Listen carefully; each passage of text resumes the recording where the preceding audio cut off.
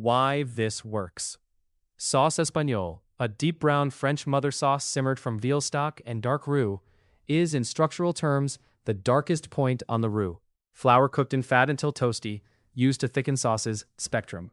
Where bechamel uses a white roux and milk, and velouté uses a blonde roux and light stock, Espagnole uses a dark roux and a concentrated brown veal stock. And each step away from white represents a different flavor profile achieved by deeper Maillard development. The dark roux is the structural foundation. At 5 to 7 minutes of cooking, the starch chains in the flour are extensively dextrinized. Fewer intact granules remain compared to lighter roux. The result is a roux with significantly lower thickening power per gram, but dramatically different flavor. Deep, nutty, toasty, with complex heterocyclic aromatics produced by the Maillard reaction in the flour-butter mixture itself. This is why Espagnole requires more roux relative to liquid than velouté does, and why the long simmering phase is necessary. The sauce must be cooked down to reach the right body. The tomato paste serves two functions. Acid from the tomatoes provides counterpoint to the richness of the stock and roux.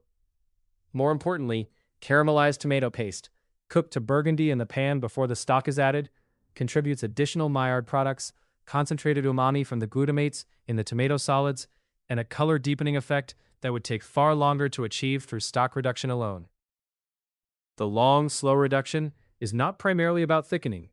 The starch has already done the thickening work. The reduction is about flavor concentration. Driving off water allows the collagen from the veal stock, already partially hydrolyzed into gelatin, to coat the sauce with body, reduces the remaining volatiles to concentrate the aromatics, and gradually deepens the color toward the characteristic mahogany. Common mistakes using lighter commercial stock. Target, collagen-rich, properly made veal stock. Roasted bones, long simmer, gelatinous when cold. Why it matters? Espagnole without proper veal stock tastes thin and one-dimensional. The gelatin gives the sauce its characteristic body, the round, full mouthfeel that distinguishes it from a simple flour-thickened sauce. What to do? Make veal stock from scratch, or buy quality demi-glace base. The stock is the sauce. Workarounds? No veal, beef bone broth, roasted bones, long simmer, approximates closely. Under-darkening the roux. Target, brown roux, color and aroma of hazelnut, deep brown, strong toasted smell. Why it matters? Blonde roux produces velouté, not Espagnole.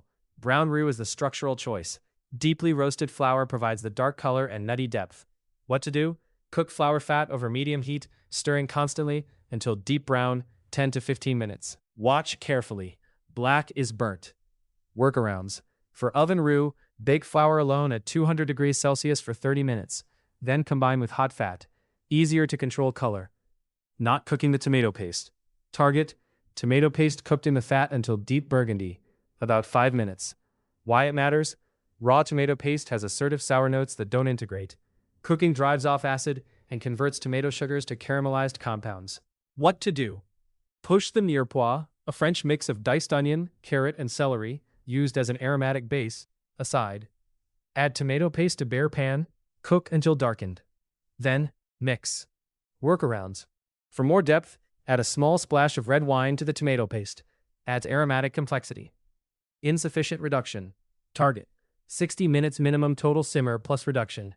Should reduce by 30%. Why it matters. Pulled at 30 to 40 minutes, Espagnole is thin and raw flavored. The body required to function as a mother sauce base needs the full hour. What to do? Plan ahead. Espagnole is a slow sauce. Workarounds. For deeper flavor, make ahead. Improves overnight in the fridge. Pressing solids when straining. Target. Pour through fine sieve. Let liquid drain naturally. Don't press the solids. Why it matters. Pressing introduces cloudy starch and bitter compounds, ruining otherwise smooth sauce. The goal is the liquid only. What to do? Strain through a chinois or fine mesh. Wait for full drainage. Workarounds. For ultra-clear sauce, strain again through cheesecloth in addition. What to look for. Mirepoix stage. Deeply golden onions. Caramelized carrot. The smell should be sweet and slightly smoky. Tomato paste stage. The paste has turned from red to deep burgundy, sticking slightly to the pan bottom. A faint caramelized, roasted aroma. Dark roux. The color of hazelnut shells, strong nutty aroma. If it smells of burning, the roux is past its point. During reduction, the surface barely moves, occasional slow bubbles. The color deepens from reddish brown to mahogany. Skim regularly. Finished. Mahogany, glossy, coats the back of a spoon. A line drawn through it holds for 3 to 4 seconds. Taste. Deep, savory, complex, slightly sweet bitter from the tomato and roux. Chefs view Espagnole as the mother sauce that reveals the most about French classical sauce structure, precisely because it is the most labor-intensive. The time required, nearly 2 hours from start to finish, is not inefficiency. It is the cost of developing flavor through Maillard reactions in the roux, through caramelization in the tomato paste and mirepoix, and through concentration reduction in the long simmer. Each stage builds on the previous. The classical position of Espagnole in the 5 mother sauces is as the base for demi-glace. A 1-to-1 combination of Espagnole and brown veal stock, reduced by half, which becomes the standard French brown sauce foundation. From demi-glace, every classical brown derivative, sauce Robert, sauce Bigarade, sauce Bordelaise, is reached by adding acids, aromatics, or enrichments to the same base. Understanding Espagnole is, in this sense, understanding the architecture of French brown sauce cooking.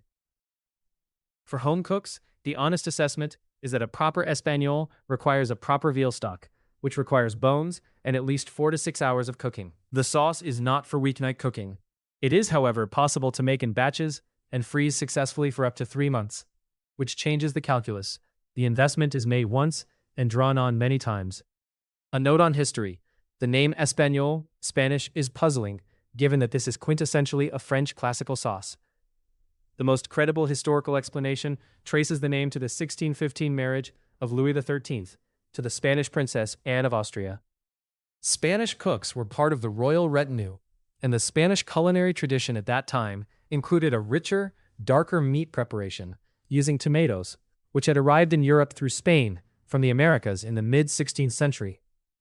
French court cooks adapted and elaborated this darker sauce style, naming it Espagnole as an attribution to its partial Spanish origin. By the time Auguste Escoffier formalized the sauce in Le Guide culinaire, 1903, Espagnole had been transformed into a purely French preparation. Classified as one of the 5 mother sauces alongside bechamel, velouté, hollandaise, and sauce tomate. The Spanish connection had been reduced to a historical footnote.